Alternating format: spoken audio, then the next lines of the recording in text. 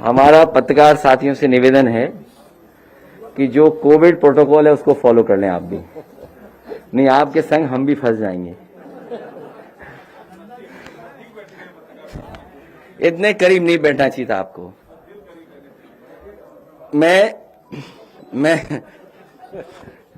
मैं सभी पत्रकार साथियों का धन्यवाद देना चाहता हूं और लगातार हम और आप देख रहे हैं कि तो दोबारा बोले, आप पहले कनेक्ट ठीक कर लीजिए। तो मुख्यमंत्री जी का टिकट घोषित हो गया।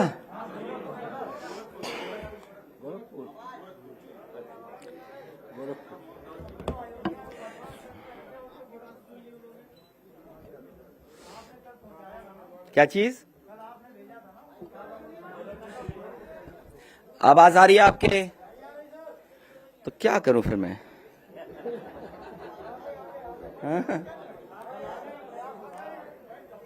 मैं अपने पत्रकार साथियों का धन्यवाद देना चाहता हूं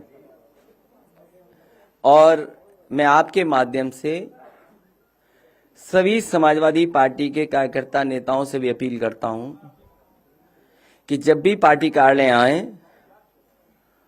तो जो प्रोटोकॉल है कोविड प्रोटोकॉल को पूरी ईमानदारी से फॉलो करें। जहां हम लोग फॉलो कर रहे हैं वहीं हमें सभी कार्यकर्ताओं से अपील करता हूं एक बार फिर, क्योंकि चुनाव बहुत महत्वपूर्ण है। इस प्रोटोकॉल के बहाने भारतीय जनता पार्टी ये भी साजिश कर सकती है कि जहां समाजवादी पार्टी के वोट ज्यादा हों एम्बुलेंस खड़ी कर दें। नौगांव सादात का जब चुनाव था मैंने बहुत करीब से देखा था कि जहां जहां समाजवादी पार्टी का वोट था वहां पर एम्बुलेंस और पुलिस को लगा दिया गया था।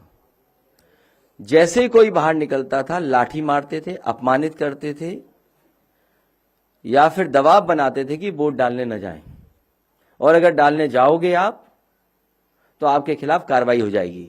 इसलिए मैं सभी समाजवादी पार्टी कार्यकर्ता नेताओं से अपील करता हूं कि जो चुनाव आयोग ने गाइडलाइंस दी हैं उन गाइडलाइंस का पालन करें।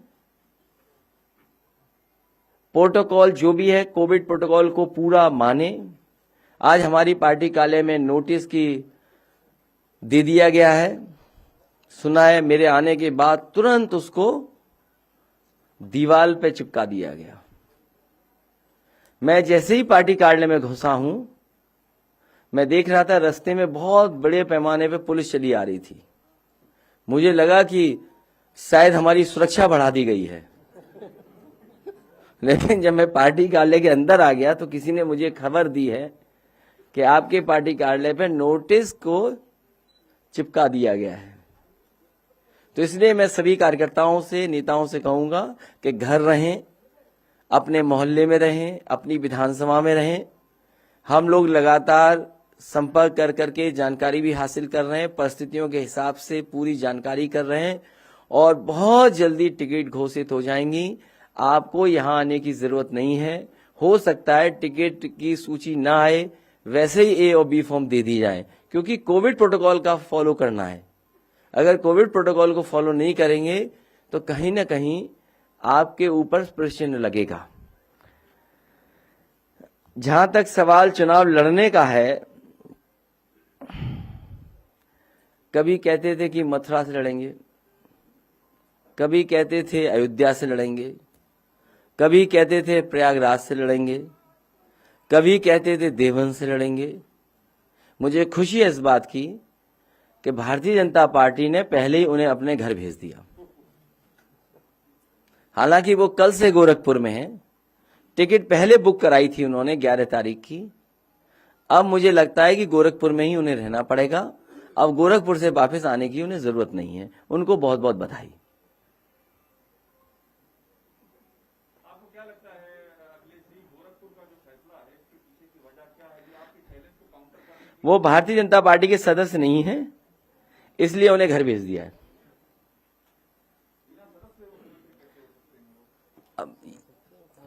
अच्छा, आप किसी पार्टी के सदस्य न हो तब भी आप मुख्यमंत्री हो सकते हैं। हाँ, किसी पार्टी के सदस्य हो तब भी आप बन सकते हैं मुख्यमंत्री। और अभी तो जनता को भेजना था जनता के भेजने से पहले ही भेज दिया इन्हें वापस। सर मैं अतुल अग्रवाल हिंदी खबर से हूँ। मैं आपसे पूछना चाहता हूँ कि अभी जो 107 बीजेपी ने अपने उम्मीदवारों के नाम जारी किए हैं, उसमें 21 ऐसे हैं जिनके टिकट कटे हैं सिटिंग विधायकों के, उनमें से कितने आपके पास आ रहे हैं? मैं भारतीय जनता पार्टी से कहूंगा कि अब किसी भी भारतीय जनता पार्टी के विधायक को मैं नहीं लूंगा। अब आप जितनों के आप टिकट काटना चाहें काट सकते हैं। मंत्रियों को भी नहीं लेंगे, वो जिसकी टिकट काटना चाहे काटें। अब समाजवादी पार्टी में उनको नहीं लिया जाएगा।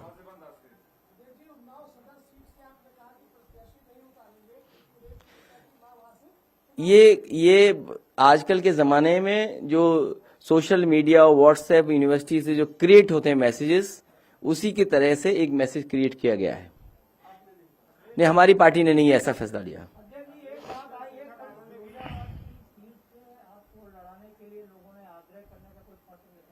मुझे अभी पत्र नहीं मिला है। फिरोजाबाद हमारा घर है।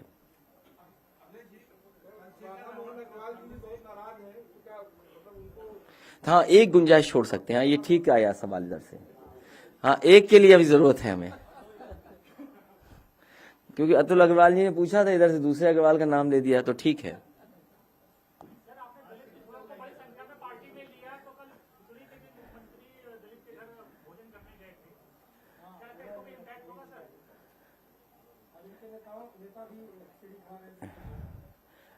मैंने आपसे कहा कि समाजवादी पार्टी के गठबंधन के साथ 80% जनता है और 20% बीजेपी के खिलाफ लोग हैं, तो 100 हैं पूरे हमारे साथ। साफ होने जा रही है भारतीय जनता पार्टी से उत्तर प्रदेश से। सर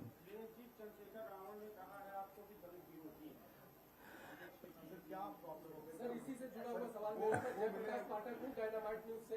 सवाल इसी से जुड़ा हुआ है, क्या वो राजनीतिक सौदेबाजी कर रहे हैं? नहीं, ये पूछ रहे हैं, ये दिल्ली से आए हैं, इनसे इनको पूछ रहे हैं, ये सब पता है इनको, इसलिए पूछो सवाल। सर वो कह रहे हैं कि आप दलितों को प्रतिनिधित्व नहीं देना चाहते हैं, आपने उनको 1 महीने के लिए लटका के रखा, उसके बाद आपने उनको सम्मान नहीं किया। समाजवादी पार्टी से जो भी उन्होंने बात की, मैंने उसी समय आरएलडी से बात कर करके रामपुर मनिहारन वाली सीट छोड़ दी और साथ ही साथ गाजियाबाद भी सीट मैंने दी।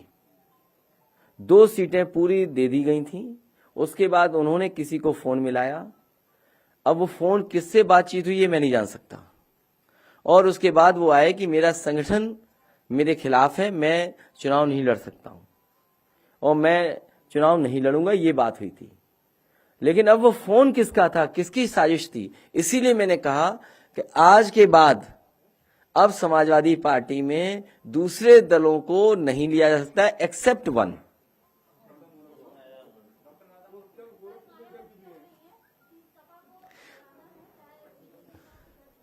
ये उनका पुराना है, लेकिन जन्मदिन के दिन ऐसा नहीं सवाल पूछना चाहिए। मैं उनके जन्मदिन पे बहुत बहुत बधाई देना चाहता हूँ, बहुत बहुत शुभकामनाएं देना चाहता हूँ। उनका स्वास्थ्य बेहतर रहे। और जो बात आपने कही सब जानते हैं। सर आप कह रहे हैं कि आपकी सरकार बनेगी, जाहिर तौर पर मुख्यमंत्री आप होंगे, कितने उप मुख्यमंत्री होंगे? क्योंकि अब बहुत चर्चा हो रही है कि स्वामी प्रसाद मौर्य को भी गोली दी गई है, वो भी फिर आपको भी गोली दी गई है। अरे आपने अपनी ही बात कह दी, फिर मैं क्या कहूँ? इसके अलावा कितने? जब जवाब दे दिया आपने तो फिर मैं क्या बोल सकता हूँ? सर इसके अलावा कितने? नहीं, आपका सवाल मुझे समझ में नहीं आया। जब आपने सवाल ही ये किया कि गोली दे दी गई है, राजनीति में गोली थोड़ी दी जाती है। राजनीति में तो भरोसा किया जाता है एक दूसरे पर। देखिए, डिप्टी सीएम कोई पोस्ट नहीं है,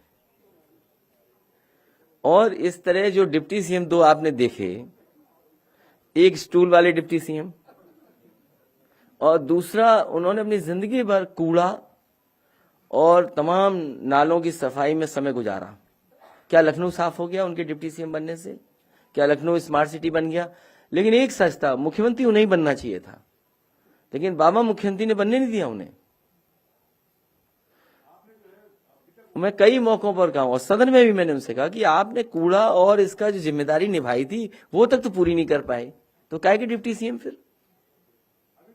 ये जो गोमती का किनारा है नदी, आप में से बहुत सारे लोग लखनऊ रहते हैं, 900 मीटर अगर जुड़ गया होता तो देश का सबसे बेहतरीन रिवर फ्रंट होता।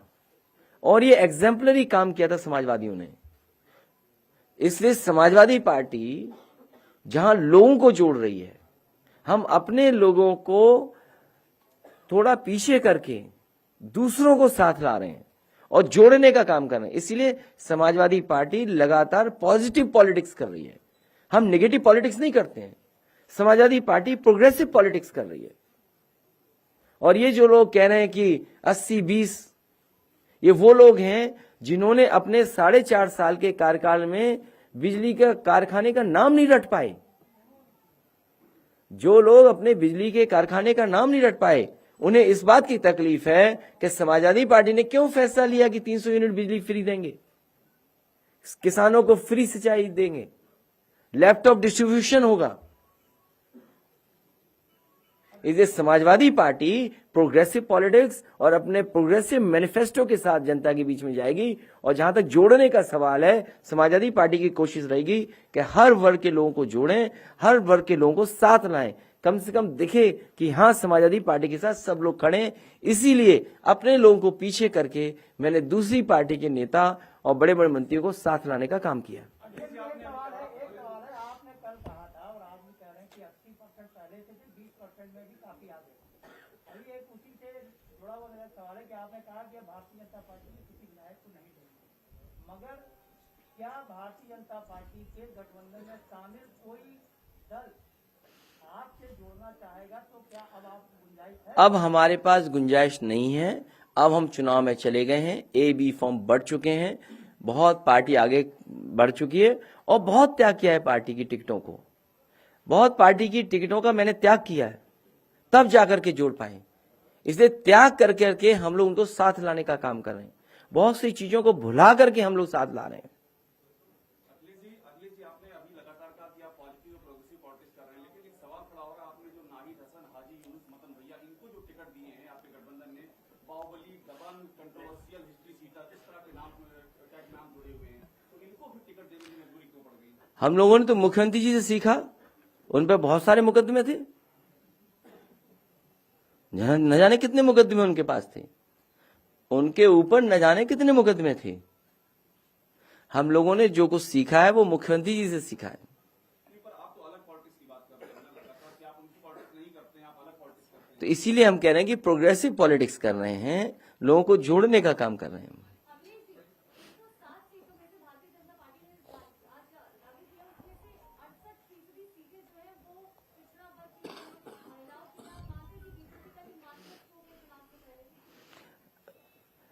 भारतीय जनता पार्टी वैसे हिट विकेट हो चुकी है, रन आउट हो चुकी है, वो पवेलियन से बाहर जा चुके हैं।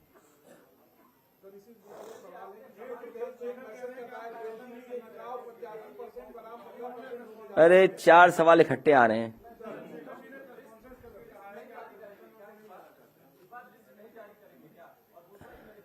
लिस्ट जारी हो जाएगी और मैनिफेस्टो भी बहुत जल्दी आएगा। मैनिफेस्टो बहुत जल्दी लेकर के आऊंगा और समाजवादी पार्टी का मैनिफेस्टो प्रोग्रेसिव होगा।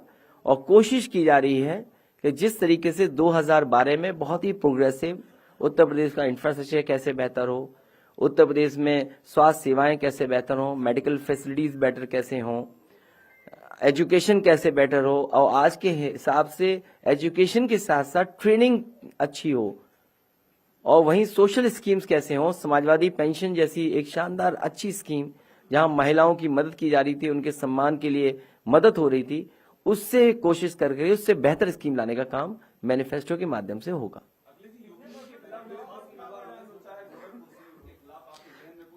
गोरखपुर में इस बार समाजवादी पार्टी सभी सीटें जीतने जा रही है।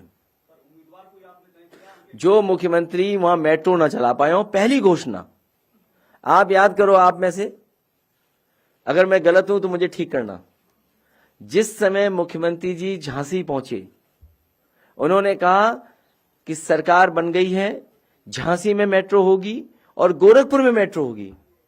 तो जो मुख्यमंत्री अपने घर में मेट्रो न चला पाए हों, जो मुख्यमंत्री अपने यहां सीवर लाइन न बिछा पाए हों, इस बार भी लोगों को नाव से चलना पड़ा, सोचो गोरखपुर में। और जिस मुख्यमंत्री ने बिजली महंगी कर दी हो, बेरोजगार न जाने कितनी बार लाठी खाए गोरखपुर में, इस बार गोरखपुर की जनता इनको सबक सिखाएगी। क्या आप डॉक्टर राधामोहन अग्रवाल को मुख्यमंत्री के सामने समाजवादी पार्टी के उम्मीदवार के तौर पर उतार सकते हैं? नहीं, अभी तो कोई बात ही नहीं ऐसी। अभी तो मैं आपसे बात कर रहा हूँ, मुझे तो आपके आने से पहले मुझे पता लगा कि उन्हें गोरखपुर से लड़ाया जा रहा है। और मैं तो ये मानता हूं कि भारतीय जनता पार्टी ने उन्हें घर पहले ही भेज दिया, अभी तो जनता को भेजना था उन्हें घर। राष्ट्रीय अध्यक्ष जी, 2 सवाल है। सबसे पहले तो कई राज्यों के 76 मुख्यमंत्री और पूर्व मुख्यमंत्री आपको समर्थन देने आ रहे हैं। मैं भाजपा के लोग कह रहे 300 यूनिट बिजली नहीं दे पाएंगे।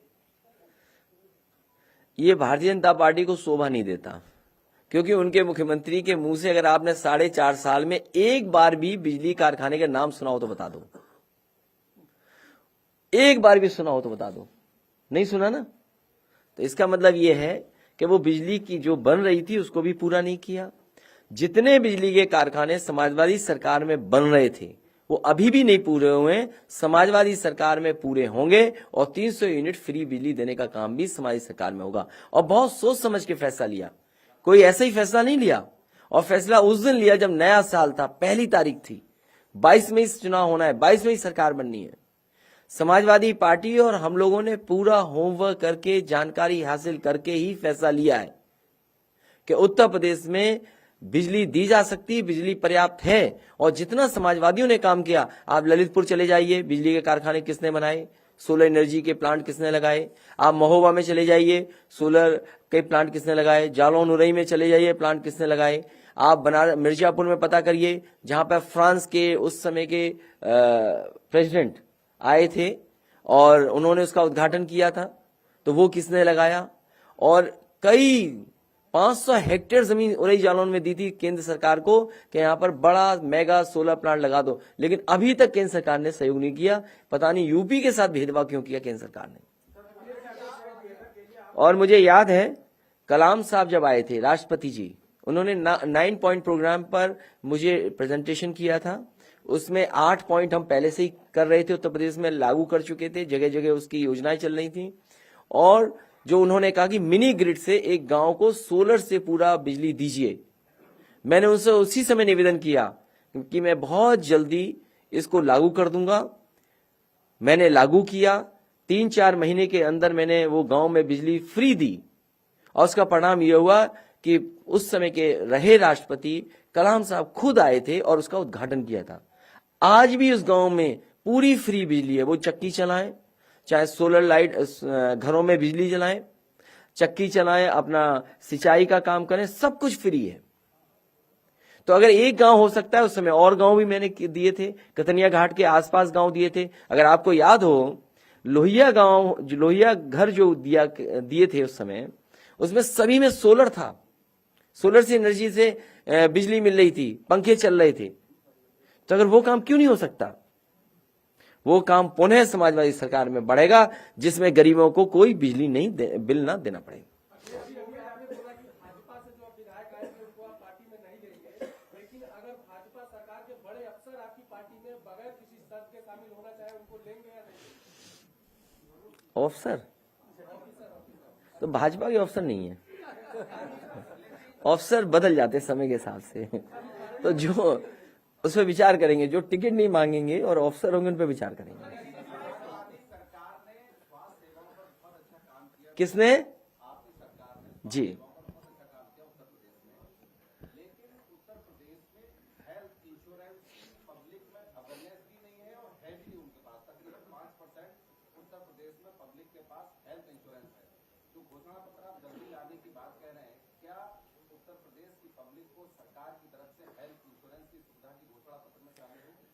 इंश्योरेंस एक दूसरा सवाल है, लेकिन सरकारी अस्पताल या ऐसी संस्थाएं प्राइवेट भी हों जहां गरीब को फ्री इलाज मिल जाए।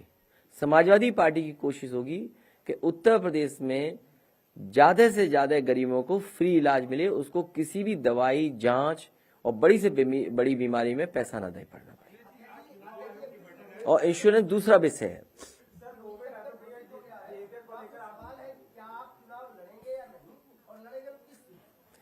अभी नहीं बताएंगे, पार्टी तय करेगी, उसी हिसाब से फैसला लेंगे। मुझे ये नहीं पता है कि समाजवादी पार्टी कार्यालय में धारा 144 कब लागू हुई थी, तो इसका क्या जवाब दें हम, जब हमें ये नहीं पता था कि यहाँ धारा 144 लागू है। अगर धारा 144 लागू हो तो आज फिर एफआईआर हो जाएगी। आप और हम सब बैठे हैं यहाँ पर। तो जब समाजवादी पार्टी को और हमारी जानकारी में नहीं था कि पार्टी कार्यालय के अंदर, हमें तो ये जानकारी थी वर्चुअल रैली। अच्छा, वर्चुअल रैली की डेफिनेशन हमें नहीं पता थी, तो हमें ये लगा कि कुछ लोग सामने रहेंगे और वर्चुअली सबको भेजा जाएगी, कैमरे से सबको दिखाएंगे। तो जो लोग आ गए वो आ गए, हमने तो किसी को नहीं बुलाया, क्योंकि लीडर्स के सामने जब तक माइक ना हो और कुछ लोग ना हो तो बात निकलती नहीं है। तो इसलिए वो वर्चुअल रैली थी। वो लोग जो आ गए, आने वाले समय में हम कोशिश करेंगे कि ऐसे लोग ना आए और जो प्रोटोकॉल है उसको फॉलो करें। हैं? कोविड एप्रोप्रिएट बिहेवियर को लेकर आपको नोटिस दे दिया गया। मेरा सवाल ये है कि एलयू के तमाम हॉस्टल्स में जो कोविड ब्लास्ट हो चुका है, बच्चे और छात्र परेशान हैं, तो कहीं ना कहीं प्रशासन की बड़ी लापरवाही, प्रशासन ध्यान नहीं दे रहा, क्या कुछ है? प्रशासन कभी भी ध्यान नहीं देगा। इन्होंने स्वास्थ्य सेवाओं को चौपट किया है। आज गरीब को कहीं इलाज नहीं मिल रहा है, न ऑपरेशन हो रहे हैं सरकारी अस्पताल में, न दवाई मिल रही है, न जांचें हो रही हैं। तो राजधानी में अगर ये हालत है कि हॉस्टल के बच्चे जो माँ बाप से दूर हैं और यहाँ पर पढ़ाई करने आए, अगर उनकी देखभाल सरकार नहीं करेगी तो कौन देखभाल करेगा? इसलिए सरकार की जिम्मेदारी बनती है उन बच्चों को अच्छा से अच्छा इलाज और तुरंत प्रोटोकॉल के तहत जो दवाइयां उपलब्ध करानी चाहिए वो उपलब्ध कराएं। सर, आपने योगी सरकार के 4 बड़े अधिकारियों के ऊपर समाजवादी पार्टी ने आरोप लगाए थे, चुनाव आयोग की शिकायत की थी, उसमें आगे क्या कोई संवाद हुआ? देखिए, अगर विपक्ष की सरकार होती तो सब अधिकारी अभी तक हट गए होते।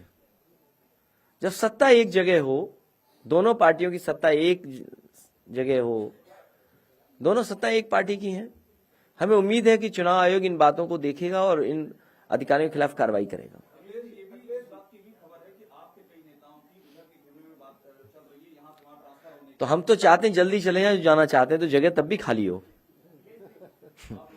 नहीं नहीं नहीं, रुकेंगे नहीं। हम एक विचारधारा और एक लड़ाई लड़ रहे हैं, किस किस को रोकेंगे, कब कौन चला जाए?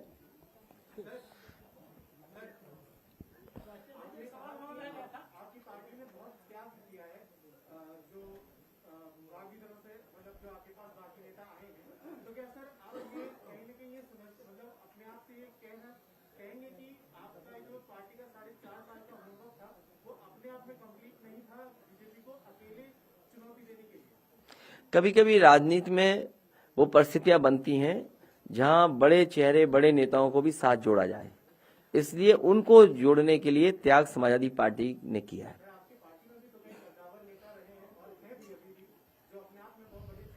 कई बार ऐसा भी देखने को मिलता है कि जो नेता हैं उनके आने से एकदम माहौल बदल जाता है।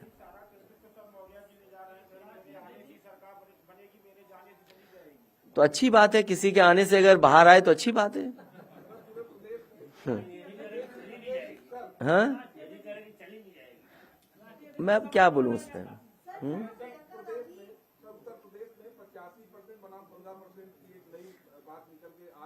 तुम बात ही नहीं समझ पाते हो। नहीं, 80, मैंने ये कहा कि 80% लोग समाजवादी पार्टी और सहयोगी दलों के साथ हैं। जब से वो लोग आ गए हैं तो 20% खिलाफ लोग भी उनके हमारे साथ आ गए। तो जब खिलाफ लोग आ जाएंगे, गठबंधन के साथ पहले से 80% लोग थे, तो इनका सफाया हो जाएगा। वो स्टूल वाले उप मुख्यमंत्री हैं।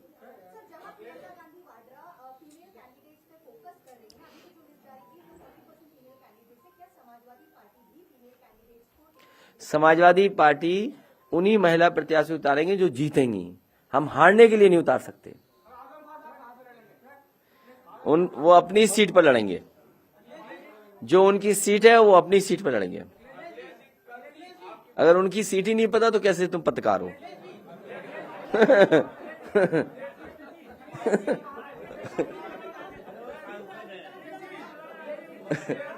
नहीं, वो तो सांसद है, सीट नहीं पता उन्हें उनकी।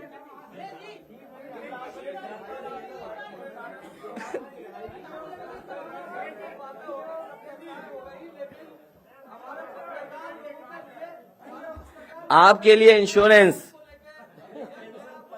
हमारे पत्रकार साथी ने कहा, वो बात मान ली, आपके लिए इंश्योरेंस।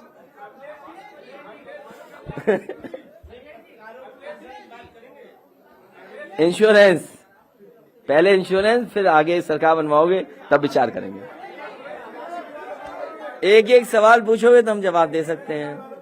नहीं, लेकिन इसके साथ साथ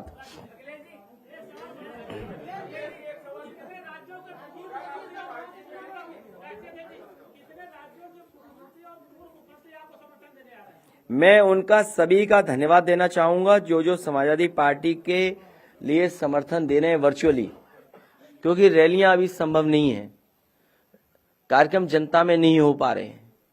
तो जो समर्थन दे रहे हैं, मैं उन सभी राष्ट्रीय नेताओं का और जो दूसरे प्रदेश के नेता हैं उन सब का मैं बहुत बहुत धन्यवाद देना चाहता हूं। कौन? ये अभी बैठे हैं, यहीं बैठे रहेंगे। अभी ये हम पे छोड़ोगे, क्या करना है हमें?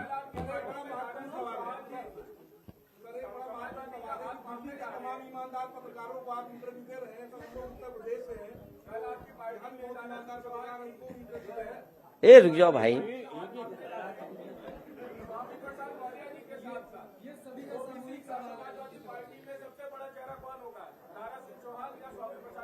ए लड़ाई वड़ाई मत कराओ, हम सब बड़े चेहरा हैं, हम सब बड़े चेहरा हैं। हैं? क्यों, हम क्या हैं? हम क्या हैं? या तुम क्या हो बताओ? ये क्या बात हुई? हम भी तो वही हैं। हम प्रोग्रेसिव बैकवर्ड हैं,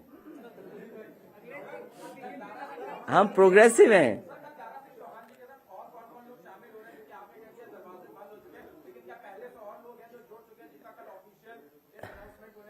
दारा सिंह जी आ रहे हैं, मंत्री रहे हैं, सांसद रहे हैं, बहुत ही वरिष्ठ नेता हैं। तो कल कोई कार्यक्रम नहीं होगा, इसी प्रेस की तरह हम लोग उनको शामिल करेंगे और उनके साथ कुछ लोग हैं उनको भी मैं शामिल करूंगा। मुख्यमंत्री जी जब उनका सफर शुरू हुआ था तो उन्होंने मुख्यमंत्री आवास को गंगाजल से धुलवाया था, और अब जब अंत हो रहा है तो दलित के घर खिचड़ी खा रहे हैं, उससे आपका स्टेटमेंट? कितना बेमन खा रहे थे, देखा नहीं आपने?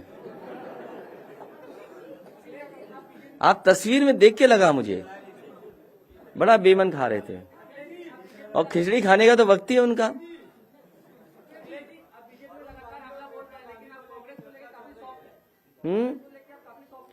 कांग्रेस है नहीं अभी कहीं, कांग्रेस अभी कहीं नहीं है। कांग्रेस केवल साजिश कर रही है, बस केवल साजिश कर रही है। कांग्रेस दिल्ली में बैठ के केवल साजिश कर रही है कि उसे समाजवादी पार्टी को कैसे हरा दें, समाजवादी पार्टी का कैसे नुकसान हो। दिन रात यही प्रैक्टिस हो रही है, यही कोशिश हो रही है कि समाजवादी पार्टी को कैसे कमजोर कर दें। कई दल हैं इसमें। क्या चीज?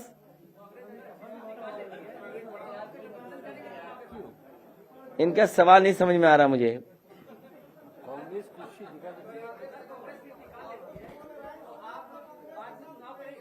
और कांग्रेस अगर सीट ना निकाल पाए तो फिर किससे अलायंस करेंगे भाई? कांग्रेस से अलायंस नहीं करेंगे।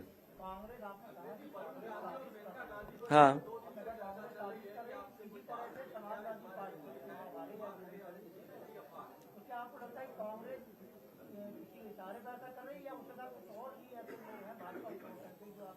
वो उतना ही समझिए जितना मैंने कहा कि कांग्रेस साजिश कर रही है, समाजवादी पार्टी की सरकार न बन जाए।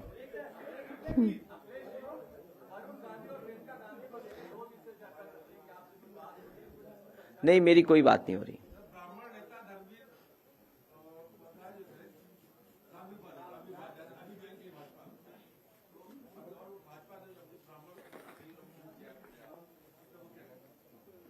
उसने, उनके बारे में मैं क्या कह सकता हूं?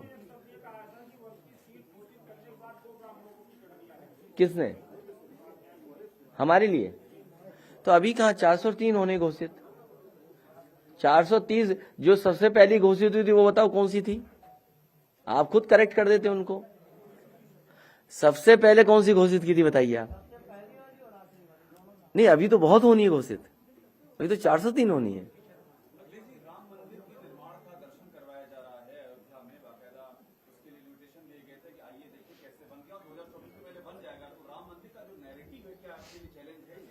मैं भी आपसे कहूंगा कि मैं भी अपने मंदिर बना रहा हूं, उनको भी दिखाइए। मैं भी बना रहा हूं, एक सैफई में और एक इटावा में। नहीं, भगवान के मंदिर हैं, क्योंकि भगवान देखो, भगवान श्री राम को ऐसे मत कहो। देखिए, हम सभी भगवानों को मानते हैं, हम सभी भगवानों को मानते हैं। भगवान विष्णु के जितने अवतार हैं, देवी देवता, उन सबको मानते हैं। और क्योंकि कई बार बहुत जानकारी नहीं होती है, इसलिए ज्यादा बोलना ठीक नहीं है। लेकिन आने वाली पीढ़ी सही चीजें समझे, इसलिए समाजवादी पार्टी और हम लोग पहले प्रोग्रेसिव पॉलिटिक्स करेंगे, क्योंकि उससे जीवन बदलेगा लोगों का। सड़क अच्छी हो, अस्पताल अच्छा हो, स्वास्थ्य सेवाएं अच्छी हो। नहीं, शेर होगा तो पढ़ देंगे।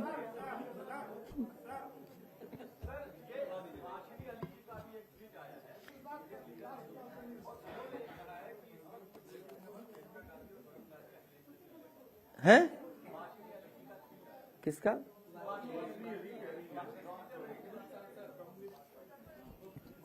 अरे नकली अकाउंट चलते हैं, तुम भी कहाँ किसका अकाउंट देख रहे हो? किसी नकली अकाउंट तो नहीं देख रहे हो? फेक अकाउंट बहुत चलते हैं आजकल, बीजेपी चलवाती है फेक अकाउंट।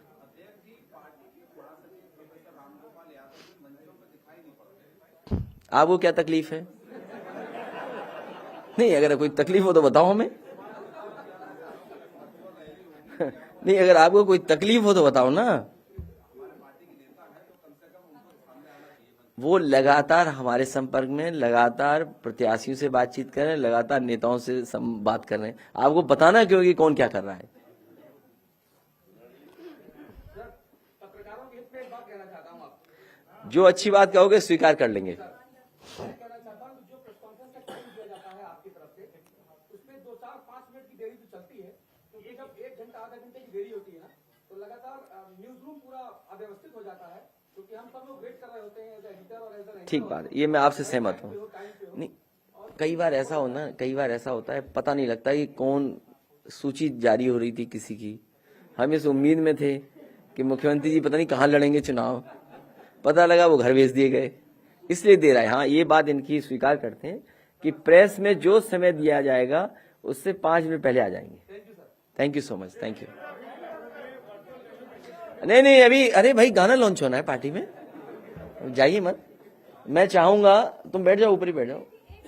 हाँ, 2-3 वीडियोस हैं, वो चला देना।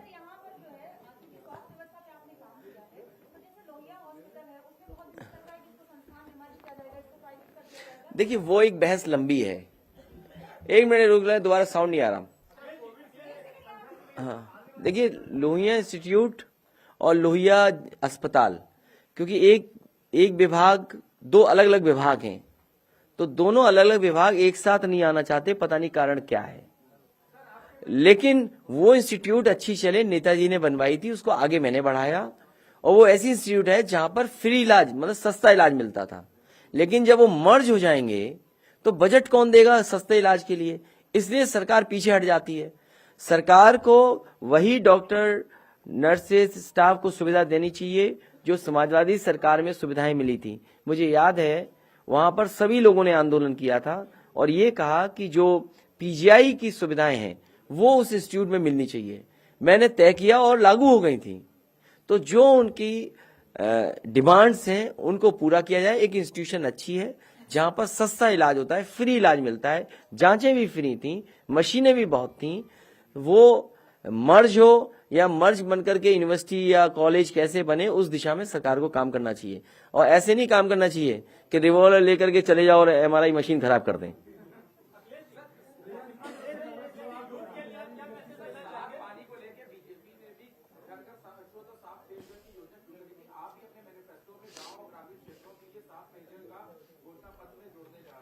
जिस समय मैंने स्मार्ट विलेजेस बनाने का काम किया था, वहां पर पायलट प्रोजेक्ट में कई गांव में आरओ मशीन लगाई थी। और कई गांव ऐसे हैं, सोनभद्र है, उन्नाव है, रायवर्ली, जिसमें किसी में फ्लोराइड ज्यादा था, किसी में आयरन ज्यादा था। और आयरन और फ्लोराइड के ज्यादा होने की वजह से कई बीमारियां होती, हड्डियों को टूट जाना, बाल गिर जाना, आईसाइट का कमजोर होना। तो वहां पर आरओ मशीन लगाना शुरू कर दिया था। और कुछ जगह ऐसे पायलट प्रोजेक्ट स्कूल में आरओ की बड़ी बड़ी मशीनें लगाई थी। एक्वागार्ड कंपनी उसने आरओ मशीन लगाई थी। तो जहां पर शिकायत है पानी को लेकर के, वहां पर जरूर इस तरह का शुद्ध जल देने का इंतजाम होना चाहिए।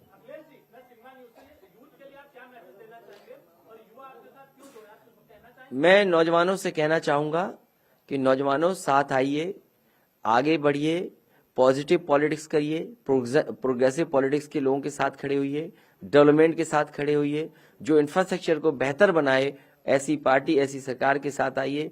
जो लोग नफरत फैलाएं, समाज को बांटें, डिवाइड एंड रूल करें, उनको नकारने का काम करें इस चुनाव में। एससीएल यहां आया है, कोशिश होगी एससीएल की तरह जो ट्रेनिंग इंस्टीट्यूट्स हैं अगर यूपी में आएंगी तो जहां कंपनियों को अपना लाभ मिलेगा वहीं यहां के नौजवानों को भी नौकरी रोजगार मिलेगा। मेरा लालच यही होगा कि अगर लखनऊ तक एससीएल आ गई तो एससीएल जैसी कोई और संस्था अगर पूर्वांचल में आना चाहेगी और बुंदेलखंड में आना चाहेगी तो अगर कोई भी सुविधा देनी पड़ेगी, एससीएल से ज्यादा सुविधा देनी पड़ेगी, तो समाजवादी सरकार में एससीएल जैसी सुविधाएं देने का काम करेंगे। साथ ही साथ जब समाजवादी पार्टी 20 लाख के लगभग लैपटॉप बांट सकती है तो लाखों नौकरियां, वो मैनिफेस्टो का इंतजार करना है, इसलिए अभी नहीं कहेंगे। जब 20 लाख लैपटॉप समाजवादी सरकार बांट सकती है तो सोचो आईटी डिपार्टमेंट में कितनी अपॉर्चुनिटी क्रिएट कर सकते हैं। जैसे ही हमने कुछ कहा बीजेपी चोरी कर लेगी। लेकिन मैं आपसे कह रहा हूं जो सरकार, जो पार्टी 20 लाख लैपटॉप दे सकती है तो सोचो कितने लाखों जॉब्स आईटी सेक्टर में क्रिएट कर सकती है। और मैं आपको भरोसा दिलाता हूं कि जिस समय मैनिफेस्टो आएगा आईटी से रिलेटेड और आईटी से संबंध रखने वाले कोर्सेज जो पढ़ करके बच्चे आए, न जाने कितने बड़े पैमाने पर समाजवादी सरकार में नौकरियों की अपॉर्चुनिटी मिलेगी। और जो 20 लाख हैं, एक एक सक्सेसफुल स्टोरी है 20 लाख में।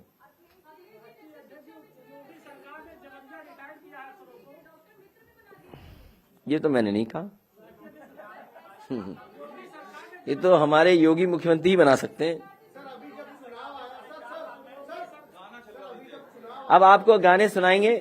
मैं चाहूंगा कि समाजवादी पार्टी के अच्छे गाने सुनाए जाएं, पूरा वॉल्यूम।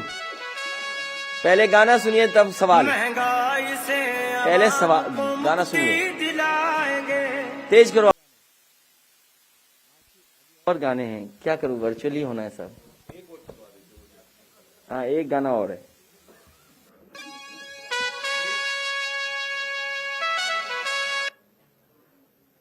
हाँ, प्ले क्यों।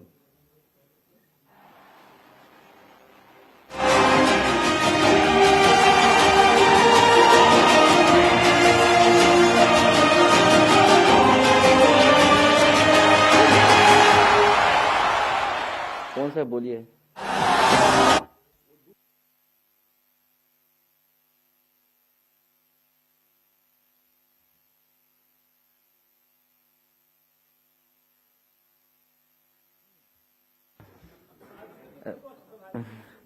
प्रभारी, हाँ ठीक शब्द दिया।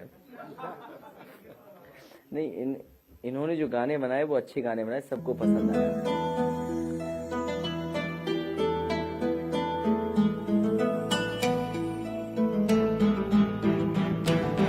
कायल है बस कर्मों का, सम्मान करे सब धर्मों का। वो साथी है मजदूरों का, वो साहस है मजबूरों का।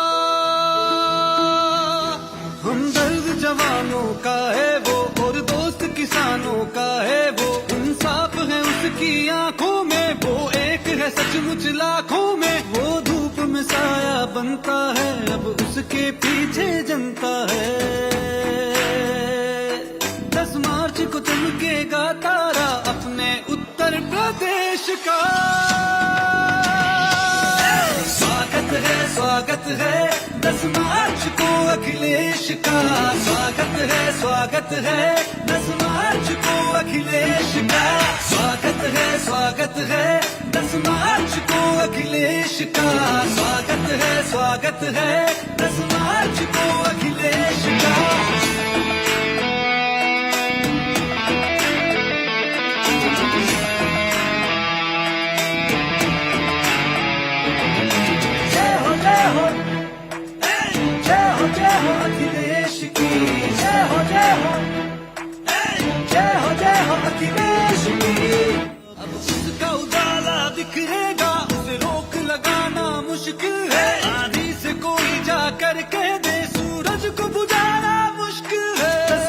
को चमकेगा तारा अपने उत्तर प्रदेश का। स्वागत है 10 मार्च को अखिलेश का। स्वागत है 10 मार्च को अखिलेश का। स्वागत है 10 मार्च को अखिलेश का। स्वागत है 10 मार्च को अखिलेश का। स्वागत है 10 मार्च को अखिलेश का। स्वागत है 10 मार्च को अखिलेश का। स्वागत है 10 मार्च को अखिलेश का। स्वागत है 10 मार्च को अखिलेश का। चलिए, बहुत धन्यवाद इनकी, आशु मलिक और इनकी टीम का। एक और गाना है क्या? एक और लास्ट फिर इनका दे देना। लास्ट।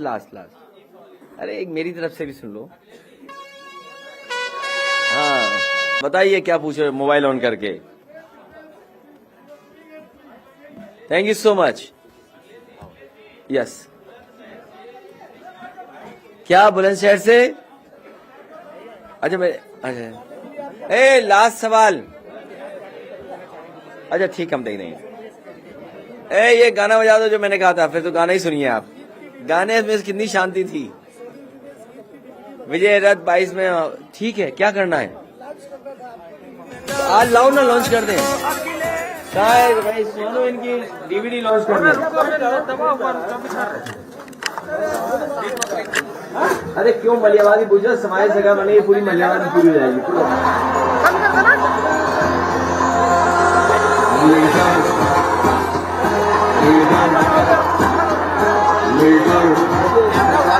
चुनाव जब घोषित हो जाए, आचार संहिता में इस तरह के फैसले सरकार को नहीं लेने चाहिए। और अगर इस तरह के काम हो रहे हैं सरकार में, तो नई सरकार इनको सबको निरस्त करेगी।